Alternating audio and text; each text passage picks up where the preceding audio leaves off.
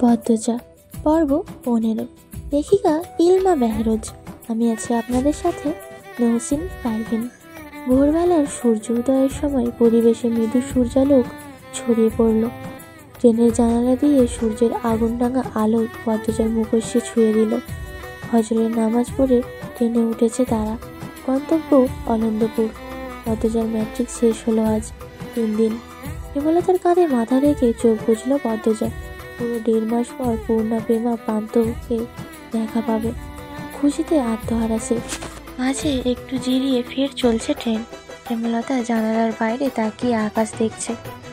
কারণে অকারণে তিনি এখন আকাশের দিকে তাকিয়ে থাকেন। শুষ্ক চক্ষুতই যখন তখন সজল হয়ে ওঠে। কিছুতেই বারণ মানে না। নীল আকাশের বুকে যেন সেদিন রাতের স্মৃতি আকার নিয়ে ভেসে উঠল। ছেলেটার বয়স 23-24 বছর হবে। অবাক চোখে তাকিয়েছিল। দেখতে বেশ ভালো। হেমলতা পদ্মজাকে আড়াল করে কঠিন স্বরে প্রশ্ন করেন, কে তুমি? ছেলেটি হেমলতার কথার ধরনে বিব্রত বোধ করল। ইতস্তত করে বলল, মুহিব হোসেন। হেমলতা টনক নড়ল। তিনি সাবধানে জিজ্ঞাসা করলেন, বারেক হোসেন তোমার বাবা? মুহিব ভদ্রতার সহিত বলল, জি। হেমলতা কি যেন বলতে চেয়েছিলেন, বলতে পারলেন না। তার আগে মুহিব বলল, বিরক্ত করার জন্য দুঃখিত, আমি আসছি। এরপরে হন্তদন্ত হয়ে চলে গেল। সেদিন আর রাত জাগা হলো না। ছাদ থেকে নেমে গেল তারা। গোপন বৈঠকে একবার বাধা পড়লে আর মন সায় দেয় না আলোচনা চালিয়ে যেতে। অনুভূতিগুলো ভোঁতা হয়ে যায়। এরপর দিন জানা গেল মুহিব তার পিতার সাথে রাগ করে ঢাকা ছেড়ে চাচার বাড়ি উঠেছেন। এখনকার ছেলেমেয়েদের ক্ষমতা খুব। তারা খুব সহজে অকারণে মা বাবার সাথে রাগ করে দূরে সরে যেতে পারে। হেমলতা অবজ্ঞায় কপাল কুঞ্চিত করতে সংকোচবোধ করলেন না। পরে অবশ্যই বুঝেছেন মুহিব খুবই ভালো ছেলে, নম্রভদ্র, জ্ঞানী, মেধাবী ছাত্র, বিয়ে পড়ছে। সবচেয়ে ভালো গুণ হলো মুহিবের নজর সৎ। হেমলতা চোখের দৃষ্টি চিনতে ভুল করেন না।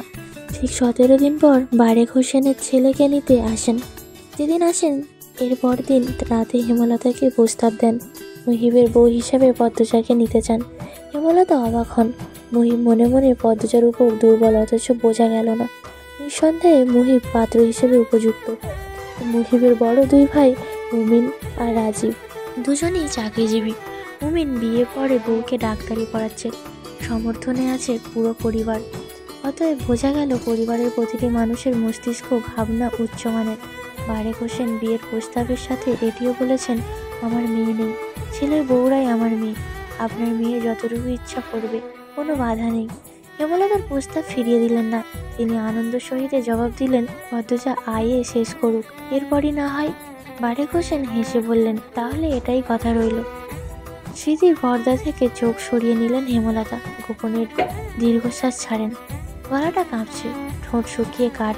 ব্যাগ থেকে বোতল বের করে পানি পান করলেন। প্রেমাপ্রান্ত বাড়ির বাইরে সড়কে পায়চারি করছে।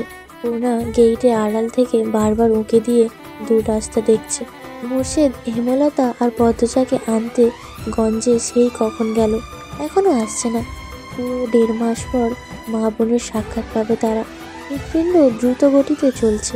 মিনিট 5 পর কাঁচা সড়কের মোড়লে মোর্শেদের পাশে কালো বোরখা পরা 2জন মানুষকে দেখতে পেল তারা। পূর্ণা লাখ লজ্জা ভুলে আগে আগে ছুটে গেল। পিছনে প্রান্ত এবং প্রেমা। ছুটে এসে মা বোনকে একসাথে জড়িয়ে ধরে প্রবল কণ্ঠে কেঁদে উঠল পূর্ণা। হেমলতা পূর্ণাকে ধমক দিতে গিয়েও থেমে গেলেন। মাঝে মাঝে একটু বাড়াবাড়ি করা দোষের নয়। পদ্মজার চোখ বেয়েও টপ টপ করে জল পড়ছে। তাই প্রতিটা রাত সে ভাই বোনদের মনে করেছে। বিশেষ করে পূর্ণাকে বেশি মনে পড়েছে। মনে হচ্ছে কত শত বছর পর দেখা হলো। আর পূর্ণা বাড়ির আনাচে কানাচে পদ্মজার শূন্যতা অনুভব করেছে। সে অশ্রুসিক্ত চোখ মেলে তাকালো পদ্মজার দিকে। এরপর আবার জড়িয়ে ধরে বলল, আপা, আমার এত আনন্দ হচ্ছে, এত আনন্দ আমার কখনোই হয় নাই। পদ্মজার কোমল হৃদয় পূর্ণার ভালোবাসা দেখে বিমোহিত হয়ে উঠল। সে স্নেহার্দ কণ্ঠে বলল, আমার সোনা বোন, আর কাঁদিস না। পূর্ণা চোখের জল দ্রুত মুছল। প্রফুল্ল চিত্রে বলল, আপা, আমি তোমার পছন্দের চিংড়ি মাছ দিয়ে লতা রেঁধেছি। পদ্মজা অবাক চোখে তাকালো। হেমলতার প্রশান্তিদায়ক সুখ অনুভব করলেন এক বোনের প্রতি আর এক বোনের নিঃস্বার্থ ভালোবাসা দেখে। পদ্মজা বাঘাড়া হয়ে পূর্ণার 2 গালে চুমু দিল। মোর্শেদ দৃশ্যটি মুগ্ধ হয়ে দেখেন। এরপর তাড়া দেন, দেহ মাইয়াডির কারবার, মানুষ আইতাছে আর হেরা রাস্তায় কান্দাকাটি লাগাইছে, হাট সবাই হাট। খাওয়া দাওয়া শেষ করে 4 ভাই বোন ঘাটে গিয়ে বসলো। 1.5 মাসে কি হলো না হলো সব পূর্ণা বলছে। প্রেমা পূর্ণার নামে বিচার দিল, প্রান্ত প্রেমার নামে বিচার দিল। প্রান্ত কেন বিচার দিল তা নিয়ে প্রেমা বাগবিতণ্ডা লাগিয়ে দিল। সে কি কাণ্ড! দুজন তুমুল ঝগড়া লেগে গেল। এরপর দুজনেই বিচার নিয়ে গেল হেমলতার কাছে। তখন পদ্মজা শুষ্ক কণ্ঠে পূর্ণাকে বলল, জানিস পূর্ণা, আম্মা আমার বিয়ে ঠিক করেছে। পূর্ণা ভীষণ চমকালো, চমকিত কণ্ঠে জিজ্ঞাসা করলো, কবে, কার সাথে? সে বাড়িতে ছিলাম, ওই বাড়ির ছেলের সাথে বিয়ে পড়ছে। আমার আইএ শেষ হলে বিয়ের তারিখ পড়বে। আপা, আমার বিশ্বাস হচ্ছে না। আমার না ইচ্ছা তোমাকে অনেক পড়াবে, তোমাকে চাকরি হবে, তোমার চাকরি হবে। পদ্মজা চুপ থাকলো ক্ষণকাল। এরপর বলল, পাল্টে গেছেন। কি রকম? আকাশের দিকে তাকিয়ে থাকেন, বেশিরভাগ কথাই এড়িয়ে যান। আমার ভবিষ্যৎ নিয়ে আগের মতো আগ্রহ দেখান না। আমি কথা তুললে এড়িয়ে যান, গল্প করেন না, মানে আগের মতো নেই। কথাগুলো বলতে গিয়ে পদ্মজার গলা কিঞ্চিত কাঁপল। সে কি সত্যি কিছু হয়েছে ওখানে? না, আমি যতটুকু জানি তেমন কিছুই হয়নি। পূর্ণা সীমাহীন আশ্চর্য হয়ে চিন্তায় ডুবল। পদ্মজা শূন্য তাকিয়ে রইল। লিখন শাহ নামে মানুষটার কথা মনে পড়ছে। তিনি যখন শুনবেন এই খবর, সহ্য করতে পারবেন? সত্যিই ভালোবেসে থাকলে সহ্য করতে কষ্ট হবে নিশ্চয়। পূর্ণা দ্বিধাভরে প্রশ্ন করল, আপা, লিখন ভাইয়ের কি হবে? পদ্মজা ক্লান্ত ভঙ্গিতে তাকালো, বলল, আমি তাকে বলেই দিয়েছি, আম্মা যা বলবেন তাই হবে। পূর্ণার বড্ড মন খারাপ হয়ে গেল।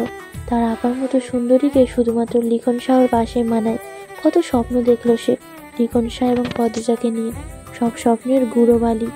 সে কাতর কণ্ঠে বলল, লিখন ভাইয়ের সাথে তোর বিয়ে না হলে আমি কষ্ট পাবো খুব।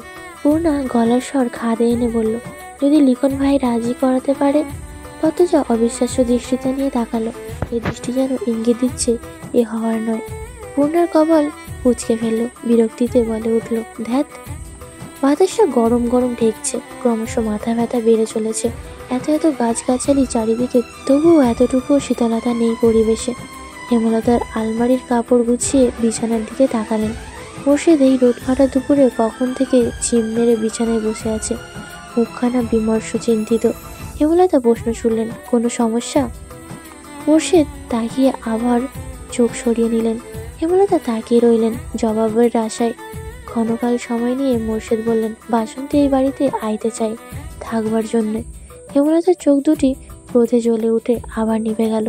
নির্বিকার কণ্ঠে বলেন, তোমার ইচ্ছে হলে নিয়ে এসো, বাড়ি তো তোমার। মোর্শেদ চৌকিতে চোখে রাখল। তিনি ভেবেছিলেন হেমলতা রাগারাগি করবে। মোর্শেদের চোখ দুটির দৃষ্টি তীক্ষ্ণ রূপ নিল। কিরমির করে হেমলতাকে বলেন, আমি তারে চাই না। হেমলতা ঠাট্টা করে হাসলেন, বললেন, 20 বছর সংসার করে এখন তাকে চাও না? আমি হলে মামলা ঠুকতাম। মোর্শেদ আহত মন নিয়ে তাকিয়ে রইলেন অনেকক্ষণ, চোখ দুটিকে অসহায়ত্ব স্পষ্ট। হেমলতা নিজেকে নিয়ন্ত্রণে এনে সরে পড়েন। মোর্শেদ তখন কপর রাগ নিয়ে নিজে আওড়ান, আমারে ডর দেখাও, মার্ডারের খুন করতে পারলে জীবনে শান্তি পাইতাম। হেমলতা ঘাড় ঘুরিয়ে তাকান, মোর্শেদকে পরখ করে নেন। রাগে ছটফট করছে মোর্শেদ। বাসন্তীর প্রতি তার এত রাগ কেন?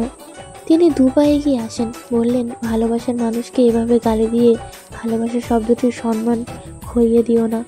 আমি তারে কোনো কালেই ভালোবাসি নাই, বাসলে তোমারই বাসছি। হেমলতা ভীষণ অবাক হয়ে চোখ তুলে তাকান। ভোঁতা অনুভূতিগুলো মুহূর্তেই নড়চড় দিয়ে উঠল। মোর্শেদ অপ্রস্তুত হয়ে পড়েন, দৃষ্টি অস্থির। বিছানা থেকে নেমে গটগট পায়ে বেরিয়ে যান। হেমলতা মোর্শেদের যাওয়ার পানে তাকিয়ে থাকেন, ঝাপসা চোখ মেলে। এই মানুষটার থেকে এই একটি শব্দ শোনার জন্য একসময় কত পাগলামি করেছেন তিনি, কত কেঁদেছেন, আকুতি মিনতি করেছেন। সত্য হোক কিংবা মিথ্যে, হেমলতার ভীষণ আনন্দ হচ্ছে। বয়সটা কম হলে আজ তিনি অনেক পাগলামি করতেন, অনেক। পূর্ণার ভীষণ জ্বর, তাই পূর্ণাকে নানা বাড়ি রেখেই পদ্মজা বাড়ি ফিরল। সাথে এলো হিমেল, প্রান্ত, প্রেমা। বাড়ি জুড়ে ছোটাছুটি করে লাউ, শিম, লতা, পুঁই শাক বন্দোবস্ত করলো। হিমের বাজার থেকে মাছ এনে দিল। বাড়িতে শুটকি ছিল। আজ হেমলতা আর মোর্শেদ ফিরবে, তাই এত আয়োজন। 2 দিন আগে ঢাকা গেলেন তারা। হেমলতার বড় বোন হানির মেজ মেয়ের বিয়ের কথাবার্তা চলছে। হানি বলেছেন হেমলতা না গেলে তিনি বিয়ের তারিখ ফেলবেন না, তাই বাধ্য হয়ে হেমলতা গিয়েছেন। তবে পদ্মজার খটকা লাগছে শুরু থেকে। তার মা তাকে রেখে পাশের এলাকায় যেতেও আপত্তি করেন, আর আজ দুদিন ধরে তিনি মাইলের পর মাইল দূরে পদ্মজাকে ছাড়া রয়েছেন। এসব এখন ভাবার সময় নয়। পদ্মজা যত্ন করে কয়েক পদের রান্না প্রস্তুতি নিল। সকাল থেকে সূর্যের দেখা নেই, পরিবেশ ঠান্ডা, স্তব্ধ, এ যেন ঝড়ের পূর্বাভাস। প্রান্তপ্রেমা উঠান জুড়ে মার্বেল খেলছেন, হিমেল শুধু দেখছে, মাঝে মাঝে প্রবল কণ্ঠে হাসছে, হাততালি দিচ্ছেন। রান্না শেষ হলো বিকেলে। প্রেমা প্রান্ত হিমেলকে খাবার বেড়ে দিল পদ্মজা। খাওয়া শেষ হলে বলল, হিমেল মামা, প্রান্ত আর তুমি পূর্ণাকে নিয়ে আসো, সন্ধ্যা হয়ে যাবে একটু পর, আম্মা আব্বাও চলে আসবে। হিমেল প্রান্ত বের হতেই পিছন পিছন ছুটে গেল প্রেমা। পদ্মজা একা হয়ে গেল। রান্নাঘর গুছিয়ে বারান্দায় এসে দাঁড়ালো। বাতাস বইছে প্রবল বেগে, বাতাসের দাপটে চুল ওড়না উঠছে। আকাশে কালো মেঘে ছেয়ে গিয়েছে, পরিবেশ অন্ধকার হয়ে আসছে ধীরে ধীরে। মনটা কুগাইতে লাগলো। পদ্মজা এক হাত দিয়ে অন্য হাতের তালু চুলকাতে চুলকাতে গেইটের দিকে বারংবার তাকাচ্ছে। যতক্ষণ কেউ না আসবে শান্তি মিলবে না। বিকট শব্দ তুলে কাছে কোথাও বজ্রপাত পড়ল। ভয়ে পদ্মজার আত্মা শুকিয়ে গেল। চারিদিক কেমন অন্ধকার হয়ে এসেছে। ঘোমটা টেনে বাড়ি থেকে বের হওয়ার সিদ্ধান্ত নিতেই আকাশ ভেঙে বৃষ্টি নামলো। বিকট বজ্রপাত, দমকা হাওয়া, বড় বড় ফোঁটায় বৃষ্টি, সব মিলিয়ে প্রলয়ঙ্কারী ঝড় বইছে যেন। লাহিড়ি ঘরের মাথার উপরে থাকা তালগাছ অবাধ্য বাতাসের তেজে একবার ডানে আর একবার বামে ঝুঁকে পড়ছে। পদ্মজার গায়ের পশম দাঁড়িয়ে গেল ভয়ে। ছুটে গেল নিজের রুমে, বিছানার উপর কাঁচুমাচু হয়ে বসলো। টিনের চালে ধুমধুমা শব্দ হচ্ছে, বৃষ্টির বেগ বেড়ে চলেছে। এসব শব্দ ভেদ করে আরেকটু শব্দ কানে এলো। সদর ঘরে কিছু একটা পড়েছে। পদ্মজা ভয় পেয়ে গেল। পরপরই খুশিতে আওড়ালো, আম্মা আসছে। বিছানা থেকে নেমে হন্তদন্ত হয়ে সদর ঘরে আসলো। সদর ঘর অন্ধকারে তলিয়ে আছে। জানালা দিয়ে আসা ঈষৎ আলোয় পদ্মজা টের পেল একজন পুরুষের অবয়ব। সাথে সাথে সর্বাঙ্গ অসাড় হয়ে পড়ল। পা দুটি স্তব্ধ হয়ে গেল। পদ্মজা কাঁপা কণ্ঠে বলল, কে আপনি? খালি বাড়িতে কেন ঢুকেছেন? কোনো জবাব আসলো না। পদ্মজা অনুরোধ করে ভেজা কণ্ঠে বলল, বলুন না, কে আপনি? একটি ম্যাচের কাঠি জ্বলে উঠল। সেই আলোয় দুটি গম্ভীর কালো চোখ বিভ্রম নিয়ে তাকিয়ে রইল পদ্মজার দিকে। শীতল স্পষ্ট কণ্ঠে চোখের মারি করল, আমির হাওলাদার। পদ্মজা পুরুষালী কণ্ঠটি শুনে আরো ভড়কে গেল। রগে রগে বরফের ন্যায় ঠান্ডা শুষ্ক কিছু একটা দৌড়তে গেল। রগে রগে বরফের ন্যায় ঠান্ডা শুষ্ক কিছু একটা দৌড়ে গেল। এক হাত দরজায় রেখে পদ্মজা আকুতি করে বলল, আপনি চলে যান। উত্তরের আশায় না থেকে পদ্মজা দৌড়ে নিজের রুমে চলে গেল। রুমে ঢুকেই দরজা লাগিয়ে দিল। মস্তিষ্ক শূন্য হয়ে পড়েছে, কাজ করছে না। লোকটা যদি সম্মানে আঘাত করে বা গ্রামের মানুষ যদি দেখে ফেলে, খালি বাড়িতে অচেনা পুরুষের সাথে কেলেঙ্কারি হয়ে যাবে। সে আর ভাবতে পারছে না। দরজার কড়াঘাত শুনে পদ্মজা রুমের সব আসবাবপত্র ঠেলে ঠুলে দরজার কাছে নিয়ে আসলো।